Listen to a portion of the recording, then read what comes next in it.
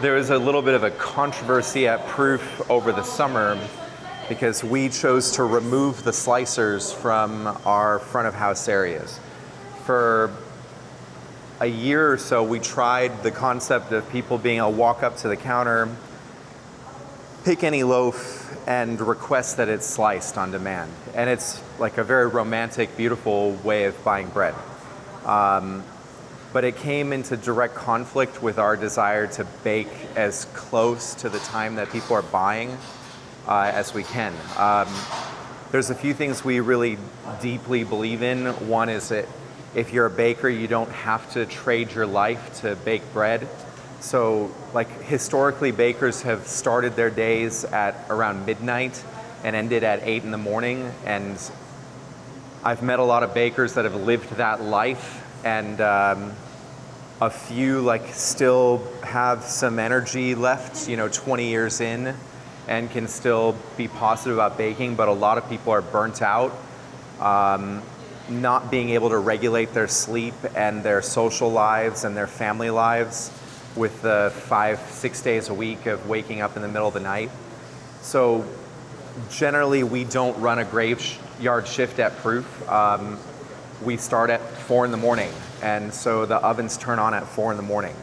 Well, if you bake bread at 4 in the morning and now it's like 7, the bread that you just took out of the oven is not ready to go through a slicer. As romantic as an idea that might seem, the bread really needs hours to cool down so that when it goes through the slicer, it doesn't compact like an accordion. When the loaf first comes out of the oven, it's like almost 200 degrees on the inside.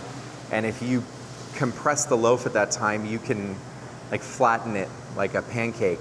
It's really still gooey in there. It's not like all the way cured. Well, customers would come in at 7 in the morning and request that hot bread was sliced. And so we eventually like went to a standard of we sold sliced bread starting at like 10 a.m. Well, then there was always the conflict of explaining this to newer customers that had no idea, who sort of pushed for, slicing. There's a constant conflict. We also had a lot of trouble with the slicers being distributed to our sales force. As you can see, like somebody like Summer has a lot of things to manage simultaneously. The people that just walk through the door, the people that are ordering at one moment, the bread that's getting passed from the oven, the coffee maker, a lot of different tasks to manage, cash handling. Then add bread slicing on top of that. And oftentimes when you're working with customers, you're in a hurry because there's a line, there's a crowd, you don't want anybody waiting.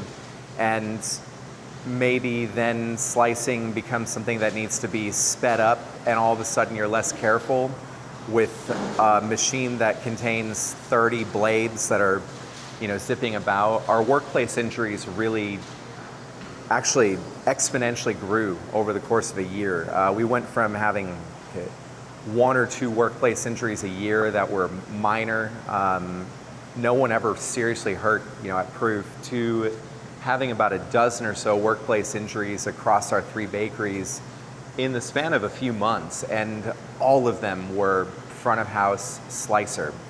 So we made a choice to put the slicers in the back. Our goal is to actually keep investing in our sliced bread program because it's our most popular bread. You can see why. Like, this bread was baked fresh late last night.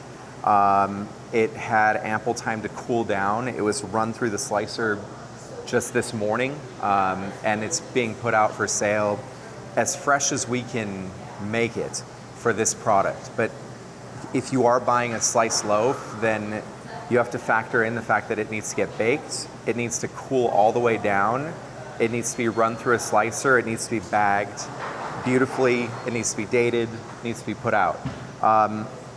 For us, that means baking the night before, allowing the loaves to cool down during that graveyard shift where we don't really want our staff working. First thing in the morning, 4 a.m., slicers get turned on in the back. The bread gets sliced through, packaged fresh, and put out for sale just like our whole loaves, which are just now joining and coming in from the oven fresh. So that's how you buy bread at Proof.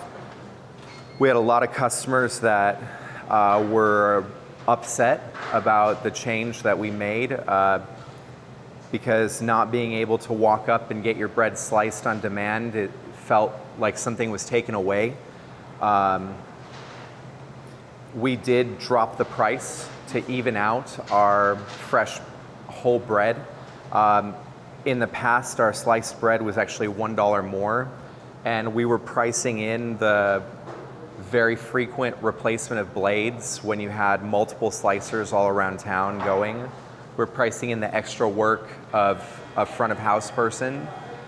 We were actually trying to disincentivize sliced bread because we felt like, you know, it is kind of a different experience. We want people to be buying our whole bread where it's warm from the oven, and you take it home, you can keep it on a counter, you can slice what you want at a time. But we understand that a lot of people prefer the sliced bread for a variety of reasons. You know, if somebody has arthritis and they want to enjoy sourdough, you know, the constant slicing might be really hard on them.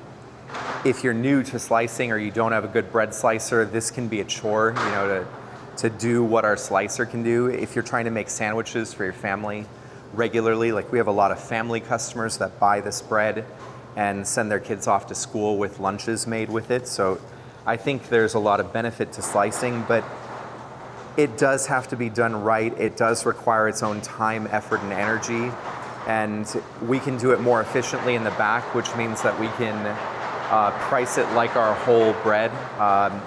And that's just kind of how we've landed. I think now a few months in, our customers are happy with the sliced bread offering and how it's being done. People are buying more of the sliced bread than the whole bread.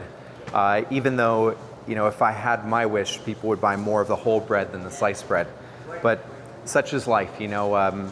We all have busy lives, and it's nice to have this convenience without sacrificing any quality. We're separating out our core sourdough. I'm going to show you how to stretch and fold. Bus tubs, labeling standards, it's fine if yours is ripping apart more easily. Lifting so it gets a nice stretch, smooth side down on the floured surface. Quick and easy, spreadable cinnamon sugar filling. Cracking a small batch of eggs. I'm making a small batch of English muffins. We're making croissant dough. Spread it out from the middle evenly. It's time to roll it out and shape some croissants. We're going to score baguettes properly. I really love being able to use one dough for multiple things. I'm going to do something that I haven't done in a while, although it built our croissant program.